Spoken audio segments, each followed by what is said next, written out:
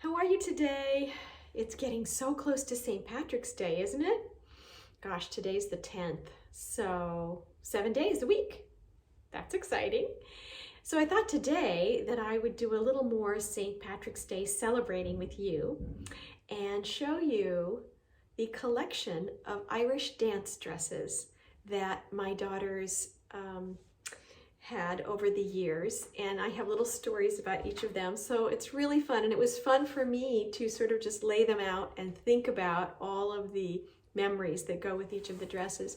Normally girls sell their dresses after they grow out of them, but I'm so sentimental, I didn't want to sell them, and my girls didn't want me to sell them. And even today, my girls are very happy that I have them, even though they will never dance in them, they'll never use them again, although I suppose their little ones could use them if they ever have a girl who Irish dances. So let's take a look. This is the first Irish dance dress, the first competition Irish dance dress that girls would wear. And it is called a school dress. So it's not particularly fancy, but it has the school colors, which for my daughters was green and gold. And it has Celtic knots. They all have kind of Celtic knot. This is a little bit of an older Irish dance dress. Things have become much more modern, but when my girls were dancing, they were 3-paneled. And so you can see they're very stiff.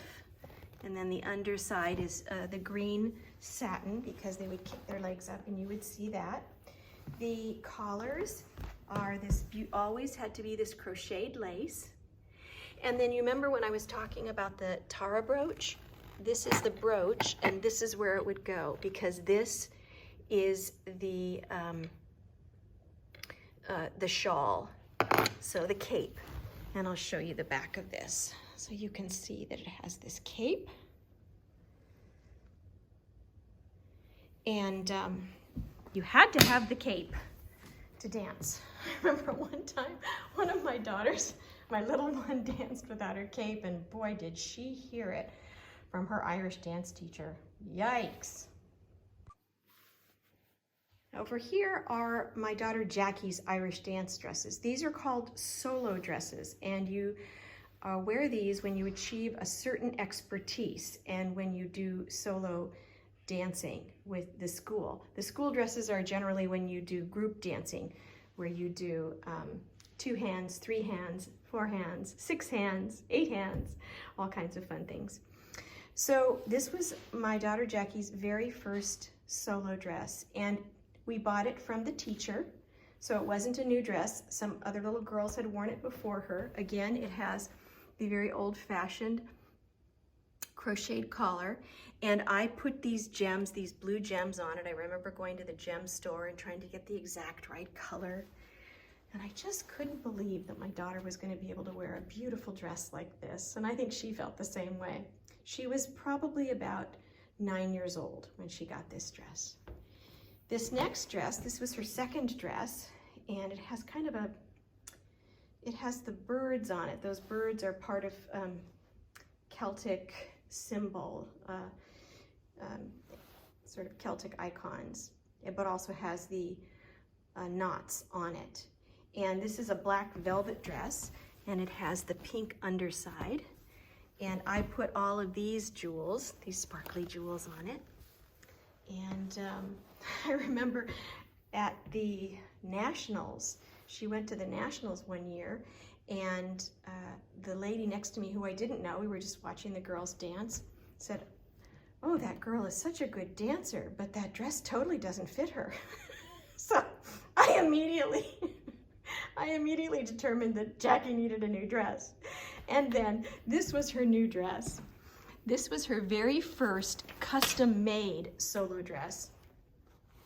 And I think it was made by Kilkenny Creations. And we just couldn't, when it came in the mail, Jackie was over the moon, just so excited because it's so sparkly and so beautiful. You can see that the sleeves have all this shimmer.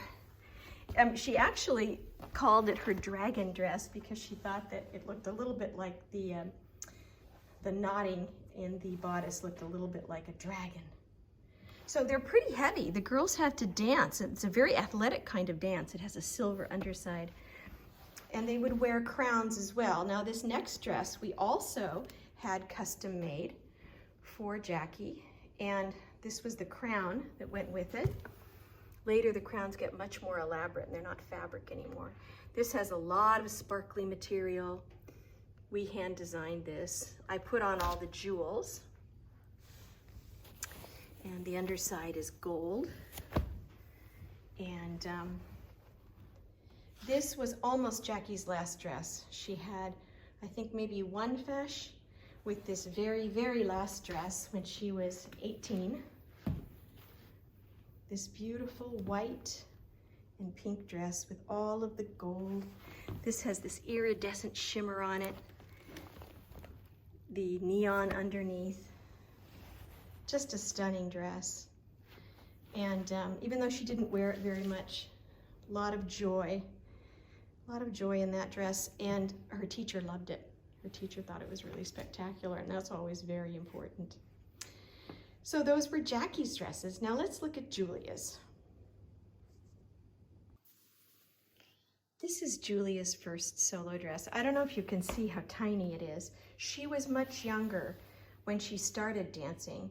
So Jackie was 8 when she started dancing, so she probably went to her first fesh when she was, you know, late 8 or 9. But Julia started dancing when she was 5, so she went to her first competition when she was 6, and soon after that she was in a solo dress. So this is her first solo dress. I put on those little beads, those little sparkles, and we bought this from someone else. The teacher had this for Julia, and she was delighted with it. Then we decided she needed her own dress, so we got this beautiful neon dress. This is custom made. And again, all of those little sparkles were things that her mom put on. It's actually neon lace, which is beautiful, has a little sparkle to it. And the underneath is neon, so when she kicked up. We liked that color so much that we then went with another neon dress here. And this has a very sparkly backing, so this really shimmered. And I put on a few sparkles. Well, actually a lot more than a few. There's all these here and all these here, different sizes. And this was the crown that she wore in her hair.